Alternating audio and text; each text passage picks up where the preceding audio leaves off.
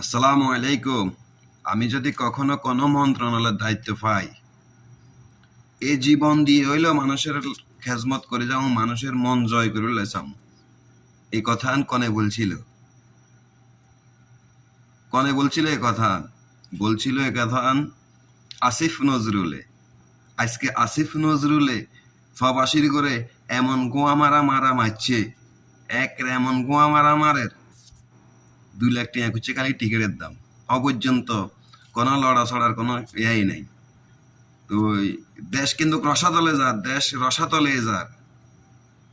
আসিফ নজরুল আগে যে বক্তৃতাটা দিছে সেই বক্তৃতা এটা আপনারা শুনেন, এরপরে যে বাকিটা আমি কইয়ের।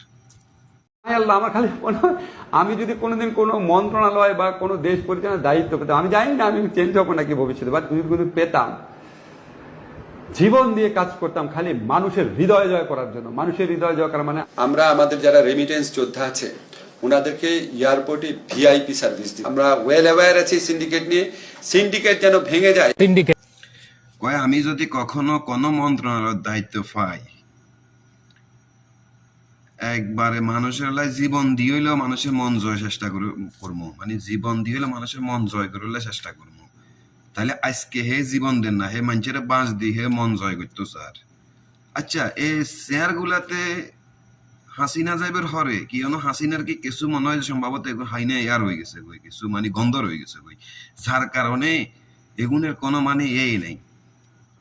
বৈষম্য যাতে ছাত্র আন্দোলন হয়েছে, যাতে ছাত্র আন্দোলন করছে, হেঁটে কিন্তু প্রবাসীর সবচেয়ে বড় অবদান ছিল। এটা মনে হয় আসিফ নজরুল মনে হয় ভুলে গেছে। এখনো কোনো তরা গেলেন না। দেশ কোন দিকে যার, দেশ কোন দিকে যার, দেশ কোন দিকে যার একটু চিন্তা করছেন নি? এখনো এখনো বলতেছি, আসিফ নজরুল হয়তো টিকিটের দাম কমাই দিব, আর নয়তো ক্ষমতা ছাড়ি হাসিনার কাছে জগবই, ইন্ডিয়া জগবই। হাসিনার কাছে গেলে সবচেয়ে বেশি ভালো হইব। এই দেশে থাকার কোনো অধিকার নাই আসিফ নজরুলেরও।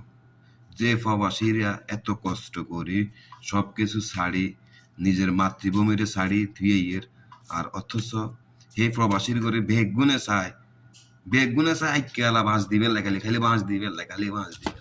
ব্যাপারটা কি? ব্যাপারটা কি? আমার কোনো মাথায় এটা কোনো কিছু কাজ করেন না। তো আমার এই বার্তাটা, এই ভিডিওটা যেন আসিফ নজরুলের কানে যায়, ওইভাবে আপনারা শেয়ারও দিবেন, ওইভাবে আপনারা পেজটারে ফলো দিবেন, সব কিছু করবেন, যেহেতু হের কান পর্যন্ত যায়।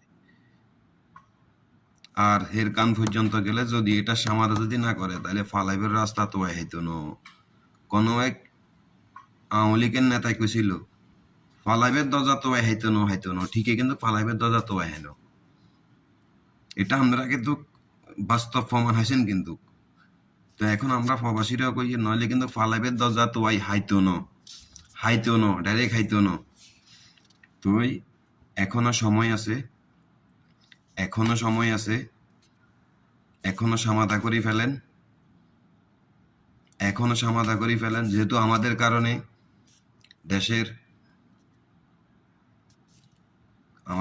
দেশের ডলার কিন্তু নিয়ন্ত্রণ হয়, দেশের একটা মানে যে একটা ভাবমূর্তি আছে সেটা কিন্তু কি উপরের দিকে উঠে। এখন আমরা যদি আপনাদের থেকে যদি মুখ ফিরিয়ে নিই, বা গভর্নমেন্ট থেকে যদি আমরা যদি মুখ ফিরিয়ে নিই, তাহলে কি অবস্থা হবে? কয়দিন আগে কেন এয়ারপোর্টের ভিডিও দেখছি, একজনের সোরা চালানি নের স্বর্ণ লই গেছে 100 গ্রাম, আর কসমেটিক লই গেছে।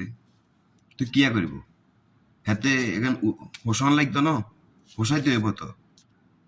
বিমানের টেঁয়াজে মানে 2 লাখ টেঁয়াজে করিয়া লাইলো, হাতে হোসাইতে হইব না? হাতে কি চুরি করিব নাকি? চুরি তো করতে হইতো না। তো হাতে তো এইভাবে হোসাইব, হাতে দেশে টেঁয়া হাড়াইবের কাম কি? ও কর হিনে কাস্টম অফিসারে কইছে 15 লাখ টাকা এই দেশের লস। তো 15 লাখ টাকা লস হলে কি করবো?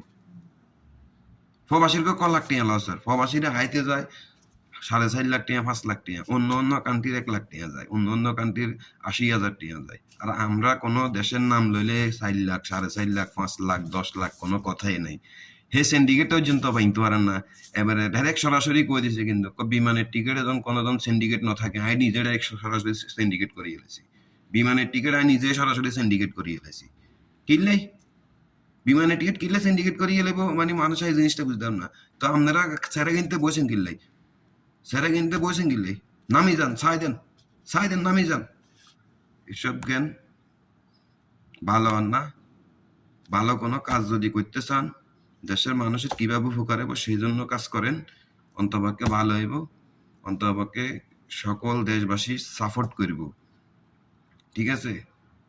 আপনারা কি নির্বাচনের মাধ্যমে হাঁটছেন? ঠিক সেম আওয়ামী লীগের মতো আইছেন, আবার আওয়ামী লীগের মতো কর্মকাণ্ড করি গেলাম। যে একটা জনগণের সরকার হইব, তখন জনগণের সরকারে যদি কোনো কিছু যদি করে তখন কিন্তু জনগণের কাছে সরকারও কিন্তু বাধ্য থাকে। আর আপনারা কি? আমরা তো কিছুই না। আপনারা কি? কি আপনার করে কি ইন্ডিয়া নিয়ন্ত্রণ করে, নাকি দেশে অনেক কিছু যে মনে করেন ওই যে লেজ রয়ে গেছে, লেজ এগুলা নিয়ন্ত্রণ করে? আমার কাছে এরকম কিছু একটা মনে হয় যে ওই যে আমাদের জনাব তারেক রহমান সাহেব বলছিল, আমাদের নেতা তারেক রহমান সাহেব বলছিল, এরকম একটা কথা বলছিল যে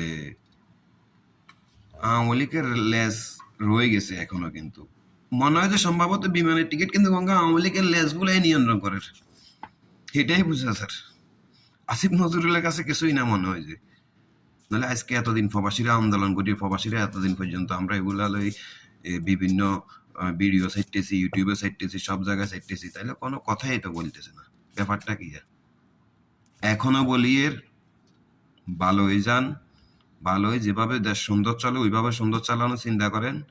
আর আমাদের কারণে কিভাবে কারেন্সিটা বাড়ে, কিভাবে দেশের কারেন্সিটা উন্নয়ন হয় সেটা চিন্তা করেন। তা না হলে রেমিটেন্স শাটডাউন যেভাবে চলতেছে এভাবে চলবে। ব্যাস, সবাই ভালো থাকবেন, সুস্থ থাকবেন। আসসালামু আলাইকুম।